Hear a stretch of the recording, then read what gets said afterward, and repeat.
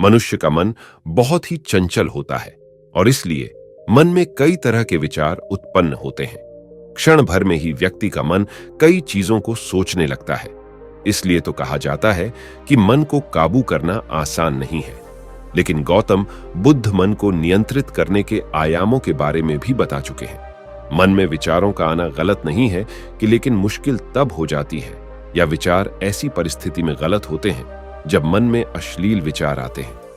कभी कभी तो ना चाहने के बावजूद भी मन में अश्लील विचार आते हैं।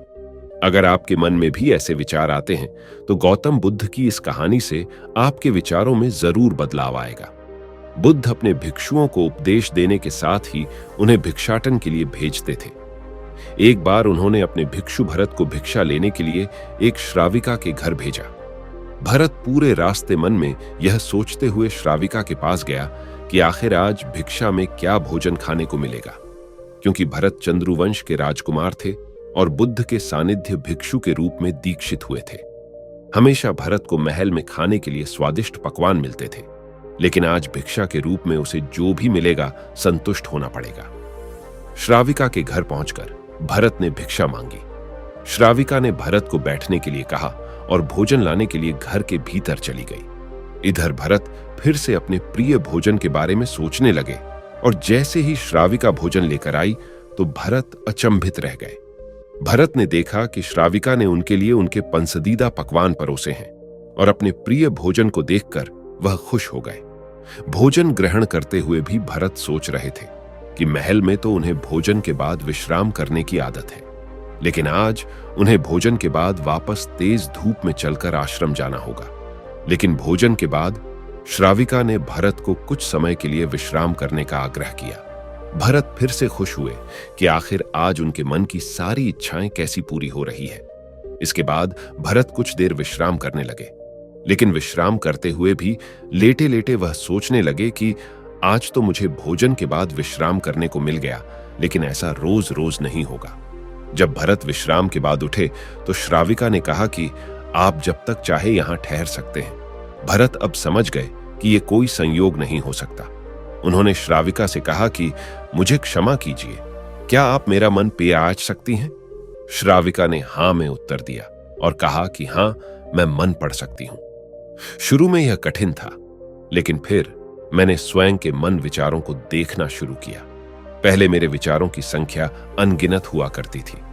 इसके बाद मैंने विचारों पर ध्यान केंद्रित किया बिना पक्ष विपक्ष के अपने विचारों को देखने लगी। इस तरह से धीरे धीरे मेरे मन में विचारों की संख्या कम होती गई और सारे व्यर्थ विचार दूर हो गए। इसके बाद से ही मैं दूसरों के मन में चल रहे विचार को पिया राच लेती हूं। हालांकि श्राविका की बात सुनकर भरत घबरा गए।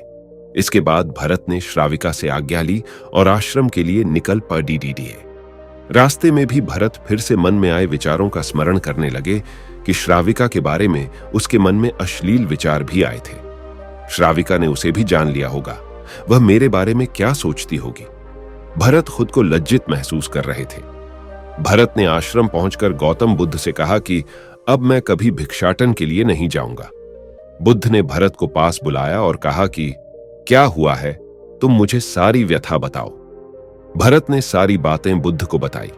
इसके बाद बुद्ध ने कहा कि अगले 1 हफ्ते तक तुम भिक्षाटन के लिए उसी श्राविका के घर पर जाओगे, लेकिन तुम्हें इस बात का ध्यान रखना होगा कि कल भिक्षाटन के लिए जाते हुए तुम अपने चित्त को पूरे होश में रखना। तुम्हारे भीतर क्या विचार उठे उन पर ध्यान केंद्रित करना और यह भी ध्यान रखना कि तुम्हारे मन में कौन सी वासना उठ रही है। तुम कल इन सभी चीजों को ध्यान में रखकर जाना और इसके बाद मुझे वापस आकर बताना। अगले दिन भरत भिक्षाटन के लिए गए। बुद्ध के बताए अनुसार वह पूरे रास्ते अपने होश को जागृत रखते हुए चल रहे थे। जब श्राविका का घर आया तो भरत ने भिक्षा मांगी। उसके भीतर कोई वासना नहीं थी और ना ही कोई विचार उत्पन्न हो रहे थे, क्योंकि उसने अपने मन को पूरी तरह जागृत रखा था। भरत ने भिक्षा ली और आश्रम चला गया। भरत ने बुद्ध को प्रणाम किया और कहा कि आज उसे जिस आनंद की अनुभूति हुई वह पहले कभी नहीं हुई। तो दोस्तों, आज के वीडियो में बस इतना ही। मुझे उम्मीद है कि आपको ये वीडियो पसंद आई होगी और आपको कुछ सीखने को मिला होगा। तो अगर आपको ये वीडियो पसंद आई तो इसे लाइक कीजिए और अपने परिवार और दोस्तों के साथ अवश्य शेयर कीजिए।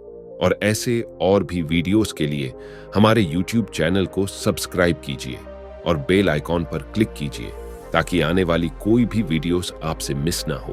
और इस वीडियो को पूरा देखने के लिए आपका बहुत बहुत धन्यवाद।